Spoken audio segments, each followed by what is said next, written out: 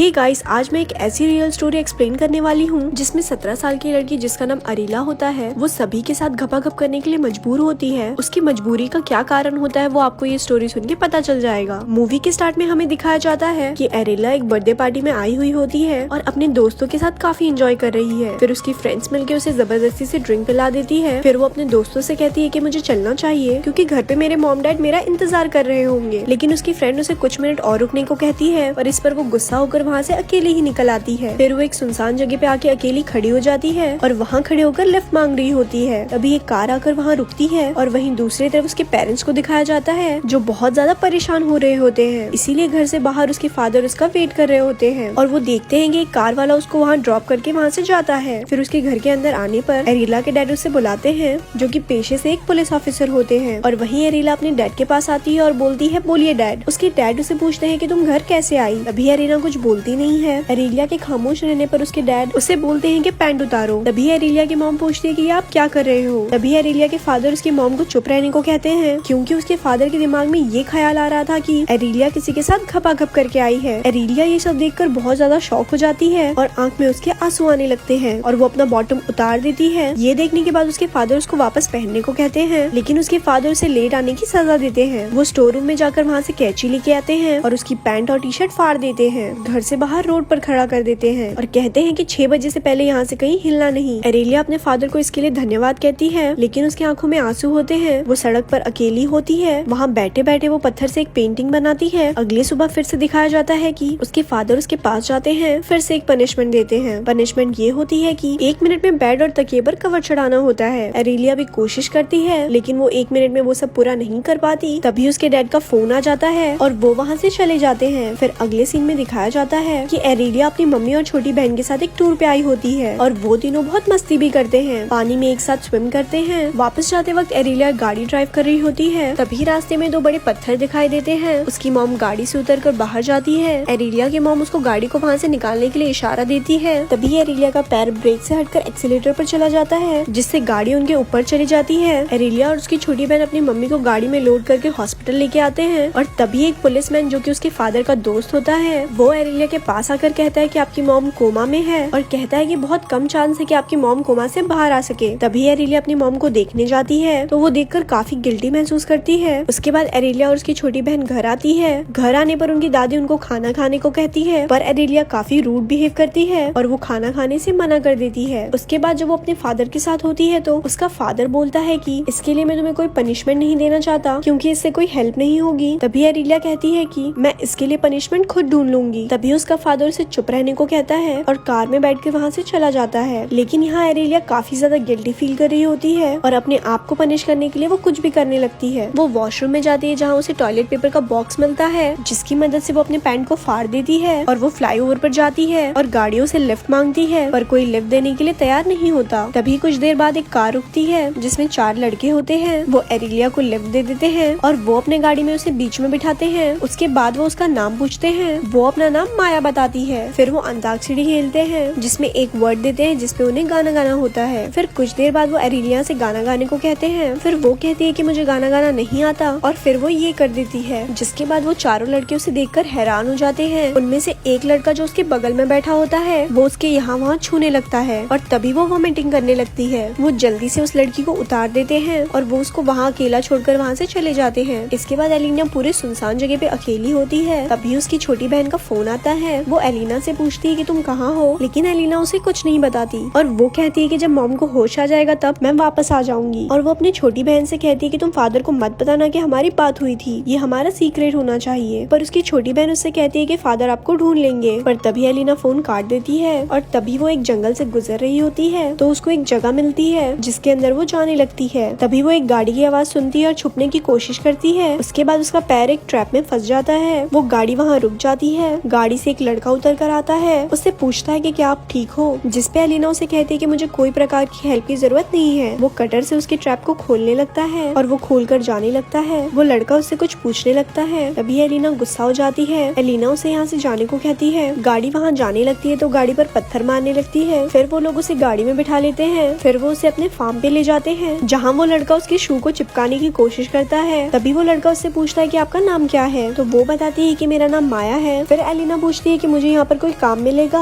जिसपे वो लड़का उसे मना कर देता है क्योंकि यहाँ बहुत मेहनत भरा काम होता है और वो सोचता है कि लड़की के बस की बात नहीं है। तभी एलिना कहती है कि मैं ये सब कर सकती हूँ। तभी वो उसके हाथ से लाइटर छीनती है और लाइटर जलाकर अपना हाथ उसके ऊपर रख लेती है और वो गिनती करना शुरू कर देती है। दरअसल वो उसे ये बताना चाहती है कि वो मेहनत करने से नहीं डरती। उसके बाद वो लड़का उसे अपने फूलों के बागान में ले जाता है, उसे काम के बारे में समझाता है। उसके बाद बेन कुछ काम से बाहर चला जाता है और तब एलियाना फ्रीजर रूम में जाती है जहाँ बेन का दोस्त वहाँ होता है। वो वहाँ पर काम कर रहा होता है। तभी एलियाना उससे मदद मांगती है तो वो कहता है कि बेन से क्यों नहीं हेल्प मांगती। तभी एलियाना कहती है कि बेन इसमें मेरी कोई मदद नहीं कर सकता। फिर एलियाना उसे उकसाने लगती है जिसपे वो उसे मना करने लगता है और कहता है कि मैं ये सब नहीं कर सकता। थोड़ा फोर्स करने पर वो फिसल जाता है। वो एलियाना को पकड़ने लगता है लेकिन फिर उसे कोई ख्याल आता है और वो एलियाना को मना करने लगता है और कहता है कि आज के बाद ऐसा दोबारा मत करना और उसे यहाँ से जाने को कहता है। फिर सीन स्विच होता है, उसके डैड को दिखाया जाता है जो अपने वाइफ के पास खड़े होते हैं और नर्स उसको साफ कर रही होती है। बेन जब वापस आता है तो वो माया को आवाज मारता है। जब वो अंदर जाता है तो देखता है माया काफी उदास है। वो उसे यहाँ से बाहर चलने को कहता है क्योंकि वो फ्रीजर रूम में है जहाँ पर कोई इंसान ज्यादा देर तक नहीं रह सकता। वहाँ फ्लावर्स को रखते हैं ताकि वो खराब ना हो। एरियाना बेन को मना कर देती है, कहती है कि मैं यहीं पर रहूंगी। उसके बाद बेन भी अपना सब कुछ उतार देता है और कहता है कि मैं भी यहीं रहूंगा और हम दोनों यहीं फ्रीज हो जाएंगे। इसके बाद एरियाना मान जाती है और वो उसे लेकर अपने घर आ जाता है। इसके बाद बेन यहाँ रेडियो लाता है और उसके लिए गाना प्ले करता है। फिर उसके बाद दोनों चुम्मा चाटी करने लग जाते हैं और फिर वो दोनों घपाघप शुरू कर देते हैं। फिर बेन वहाँ से चला जाता है। इसके बाद एलियाना के फादर को दिखाया जाता है जो कि बहुत परेशान होते हैं क्योंकि उसकी वाइफ कोमा में है और एलियाना गायब है। उसके फादर का दिमाग काम नहीं करता और वो बहुत ही गुस्सा होते हैं। इसके बाद हम देखते हैं कि एरियाना रात को बेन के कमरे को पूरी तरह से देखती है जहाँ उसे आर्मी के आर्टिकल दिखाई देते हैं और वो वहाँ से भागना शुरू कर देती है और वो एक सुनसान जगह पर आ जाती है जहाँ पर वो बैठ जाती है। वहीं दूसरी तरफ उसके फादर, सिस्टर और मॉम को दिखाया जाता है। जब उसकी छोटी बहन मैसेज टाइप कर रही होती है तो उसके डैड पूछते हैं कि क्या तुम एलियाना से बात कर रही हो। पहले तो वो मना कर देती है, फिर वो कहती है कि एलियाना तब तक वापस नहीं आएगी जब तक मॉम को होश नहीं आएगा। अब एलियाना को दिखाया जाता है जो कि फिर से लिफ्ट मांगती है। वो एक कार वाले से लिफ्ट मांगती है और वो कार वाला उसे अपनी गाड़ी में बिठा लेता है और कार वाला उससे पूछता है कि आप ठीक हो। एलियाना कहती है यस और दूसरी तरफ उसके फादर उसे ढूंढने के लिए निकल जाते हैं। उसके फादर अपने दोस्त से उसको ट्रैक करवाते हैं, फिर वो उसी डायरेक्शन में जाने लगते हैं। वहीं वो आदमी एरिलिया को जंगल में मंगल करने के लिए ले जा रहा होता है। उसके फादर भी उसे ढूंढते हुए उसी जगह पर पहुंच जाते हैं जहाँ पर एरिलिया का पैर फंसा था। वहीं दिखाया जाता है कि वो आदमी उससे फ्लर्ट करने की कोशिश करता है और तभी एरिलिया उसे पीछे चलने को कहती है। फिर वो अपने फादर को कॉल करके अपना फोन पॉकेट में रख लेती है। फिर उसके फादर को पता चल जाता है कि एरिलिया के साथ कुछ गलत हो रहा है। इसके बाद उस आदमी को दिखाया जाता है जो एरिलिया को पानी पिला रहा होता है। फिर वो लेट जाती है। उसके बाद उस आदमी के मुंह में पानी आ जाता है और फिर वो आदमी अपना स्पाइडरमैन निकालने लगता है जिसपे एरिलिया कहती है कि ये मेरा पहली बार है, इसीलिए वो काफी नर्वस होती है। जिस पर वो आदमी से कहता है कि पहली बार तो बहुत हार्ड होता है, उसके बाद बहुत अच्छा लगता है। फिर वो दोनों लवलपाटा शुरू कर देते हैं। यहीं उसका फादर ये सब सुनकर बहुत परेशान होने लगता है। उसके बाद वो एरिलिया एरिलिया करके चिल्लाने लगता है। फिर उसके फादर आगे बढ़ते हैं और एक गाड़ी को देखते हैं और वो उसी की तरफ जाने लगते हैं। कार वाले को लगता है कि कोई आ रहा है। वो गाड़ी स्टार्ट कर वहाँ से भाग जाता है और एरिलिया उस गाड़ी से कूद जाती है। फिर उसके फादर को रियलाइज होता है कि उसने बहुत बुरा किया था, ऐसा पनिशमेंट नहीं देना चाहिए किसी भी माँ बाप को।